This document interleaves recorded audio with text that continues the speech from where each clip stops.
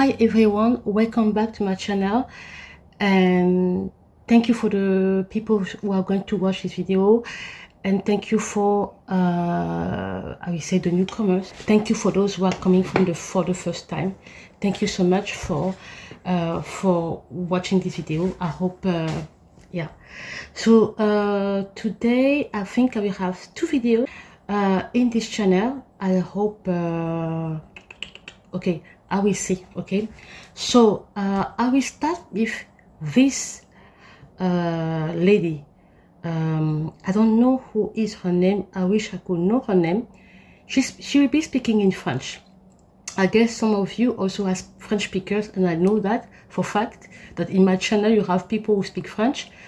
But I will translate what she say. Okay, it's important that we listen to what she say first, and then I will put in English. I will talk about that in English. Okay, thank you. L'un des problèmes fondamentaux de l'Afrique, c'est qu'il n'y a pas d'élite intellectuelle. Les systèmes universitaires en Afrique en général produisent des diplômés, mais très peu d'intellectuels. Un intellectuel, c'est quelqu'un qui pense, pas quelqu'un qui regurgite des choses dont on l'a gavé, sans se poser la question de savoir même est-ce que ça c'est adapté, est-ce que même ça a un sens ici. So you just watch what the lady say, okay? What she say that in Africa we do not have intellectual elite. We do not have intellectual elite. And because, you know, people are talking, because more and more people try to understand what blocks, what is really the problem, other than always accusing the West, but also our responsibility. Africa, what is the problem? One of the problems that she mentioned here is intellectual elite. We don't have it. Okay, and then she say intellectual elite are people who think. And she say in Africa we have people who have degrees. Okay, we produce is too much, but we have people that, you know, have degrees. I mean, a lot of degrees, but we don't have thinkers. I mean, most of the time we don't have thinkers. We don't have people who actually make thinking, like, you know, adjusting, understanding if what we are doing, what we study, for example, or what we are doing makes sense in what we need in the country or in the continent. She say something like that. And she said we only produce people with degrees who regurgitate. No, that they just have the knowledge, but they don't completely apply and see and think if that knowledge that have been given to them is applied for the country, or even, let's say, for the continent. Okay. And there is something I always say, and I will have to repeat myself, even if it sounds redundant, because I know that there are new people who come to my channel now. I say, in my native language, where I come from, in my language, my tribe, my language, we say there are two types of educated people. You have people who are educated because they go to school and they have degrees. There are those who might have degrees but have another way of understanding situation and life, okay, or situation, society, economic, or something like that. You understand what I mean? And you have also those who have never been to school but who are very smart, who learn from wisdom, who learn from life, who learn from this and that. Okay. And I always say, and I repeat myself, it doesn't matter at this point, because I try to explain something very important here, is you can have, I have noticed many times that people can have degrees and are not smart at all. They're not smart. You have people, they have degrees, they have even doctorate. But when you hear what they say when they talk, you are shocked. You are really shocked, like you don't even understand where this logic comes from, how this person can think like that, you know. You have people, for instance, and I agree with that, okay, and I try to explain with example. You have people, for example, who say we don't like, as African, they say we don't like other Africans, or they completely reject other Africans. Xenophobia is really real in Africa, okay? But there are countries that where it is more than others. And you can tell for fact that xenophobia in general, sometimes, and most of the time, it is from frustration of mismanagement coming from the government. Okay, when it comes to xenophobia of immigrants coming to your country, because xenophobia includes who? Illegals and legal immigrants. Okay, so people like that don't understand. Sometimes they put everybody in the same basket. They will say, we don't want immigrants, we don't want foreigners, we don't want them in the country, African to African. You see already here that these people, I say, are not smart. You know, this is ignorance for fact. Because first of all, if you want to blame immigrant, for example, you have to blame your government, okay? But there are legal immigrants, and you have illegal immigrants, okay? Now, it's difficult because that's why I don't like to talk too much on that. It's true that illegal immigrants, they broke the law by entering illegally in the country. So yes, for fact, they came, they are wrong, they are breaking the law. But the legal immigrant, most of the time, they don't come to steal the job from the people. They don't come to steal what belongs to the people, usually. They bring something also, okay?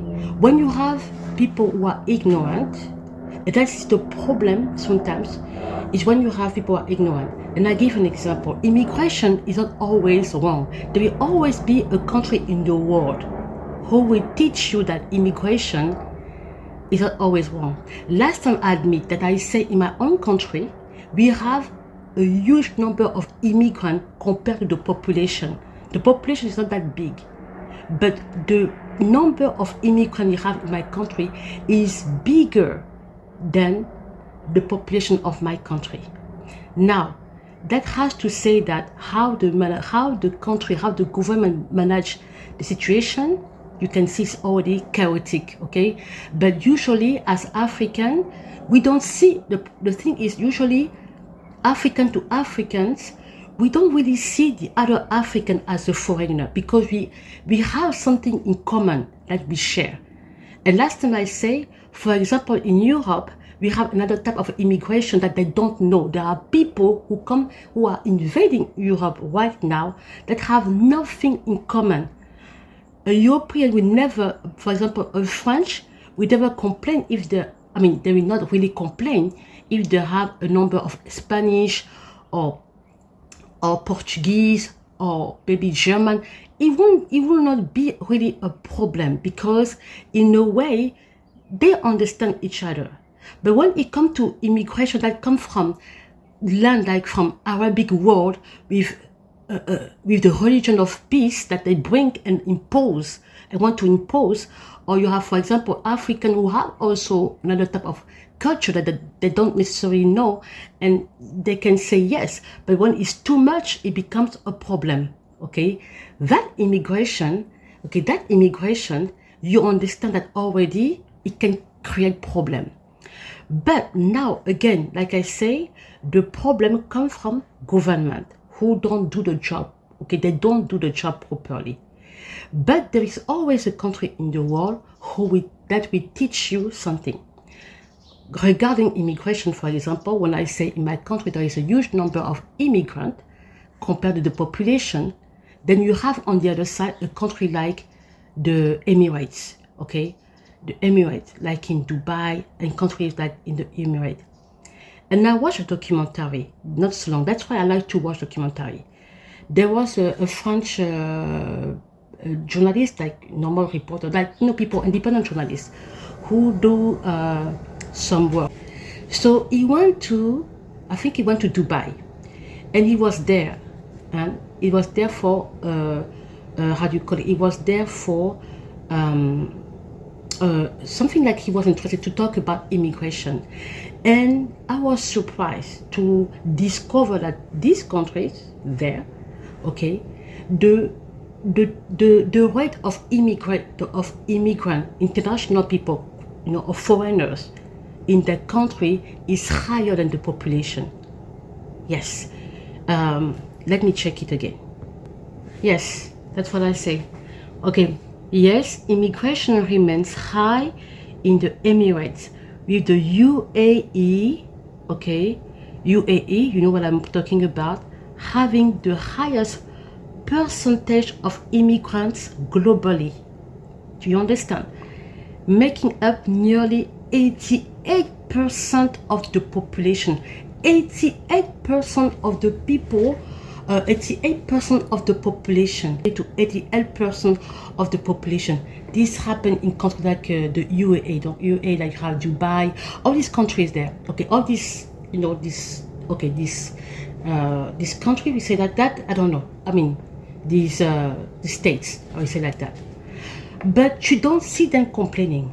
Why? Because they have a politic of immigration that make the local population not frustrated. They have a politic of immigration that allow foreigners to come and have that place, and also while at the same time the people of the country have also what they need. And I see that, and I saw in the documentary that like for example, he went to see other French couple who are making huge, I mean good money there in these countries, in the UAE, and they say that you cannot, there are politic of immigration of immigrants, for example, who live there for a long time, but you cannot purchase, I think, a land there. Yeah, if you are an immigrant or something, you cannot purchase like a property, estate, something like that, unless you are clearly sponsored by the people of someone from the country, the native of the country. So for that person, will endorse you and sponsor you in a way, I will say that is that you have to have a very close and a very good relation, like maybe business relation or friendship, I will say mostly friendship relation, social relation with that person who can really trust you and can endorse your application to purchase a property or an estate there in Dubai, I will say something like that, if I'm not wrong, okay? So there is always a country that will always contradict, something that we think is okay. So you see that even though in my country, like I say, the population of immigrants is higher than the number of immigrants is higher than the local population, there is still a way to manage it. There is still a way to make the situation best for the two parties. So it just shows that most of the time our government are not doing the job. Okay, now back to what I say about the lady who say we do not have intellectual elite. So let's see in Africa, and I agree with her on that. There are always people in the comment section who come because they see a woman speaking, who always come to want to contradict what she say. And I agree with her on that. Okay, and I say that many times. The problem of Africa is you have people who have degrees, who are intellectual, but they're not intellectual like they're not like thinkers. Yeah, they have the knowledge, but if we have people like an elite of thinkers, an elite of intellectual, like she said, an intellectual elite, you will see that there will not be all this mess that we see in Africa. For instance, politically spoken, people cannot come to tell you anything anyhow, okay, to get the vote. Because when you look, for example, politically spoken, in countries like mine and this area of Africa where I come from, you will see that the civil society and all these people are not doing the job to educate the population. So when they come, you see that these politicians, it can be the people of the government or the opposition, they usually only come to the toward the population, to talk to the population when they are close to the presidential election or they are close to legislative, all these people to get their vote. So all the time of the years, they're not even close to the population to educate them on their right, to educate them of on so many things that they should be aware of or they should be knowing. They only appear to you when they need your vote, when they need your voice and your vote. They don't come to educate the population on their right. That's why you see that most of the time people go to vote during presidential election, for example, because it was trendy, because the candidate was dancing, was doing entertainment, was giving food, and that is the problem we have in Africa. We don't have a class of people who think and who analyze. And one of the things I say is our government in Africa, they do on purpose not to develop the education system like university. They don't give all the proper material because they don't want the people to have access to education properly, because this population who will be educated can be a threat to their government, to their long-lasting in power. Okay, so you still have intellectual, but no intellectual elite. You still have some intellectual who will likely, like I said last time, who will see no problem serving a government who is affecting, who is destroying the country. So you'll be surprised to see that someone like that, he has a doctorate, and then you ask the question that how come you can be serving a government, you can be serving a system that is destroying the country? No, they will tell you, oh, because I want to change the system, which is completely false. It's usually great, okay? And you will see also other people who will be from the outside, who are also intellectuals, but who will be criticizing the government. And the moment you put them at the same position there, they will do the same thing. All because we don't have an intellectual elite. When you have intellectual elite, it will be difficult to corrupt people. It will be difficult to have this this situation of mess that we do in Africa. It will be very difficult. That's why it's working like that. That's why you will see that the president in power, who have been there for how many years of mandate, can wake up and just change the constitution like he wants. You just saw what happened in Togo. We saw what happened, like Yassine before, what he did. They just changed the constitution. They just feel like. You see what happened in Ivory Coast. Alassane Ouattara just decided that he will head to a fourth mandate. You just saw what happened to Cameroon. You see Paul Biya, he doesn't want to leave. Situation similar. And I just read that in Zimbabwe, they want to extend the president in power.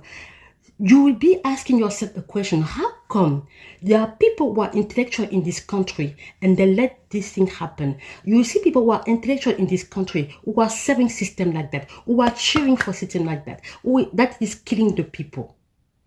That's because we do not have an intellectual elite. That's the problem we have. Now let's see the definition of intellectual elite. Okay.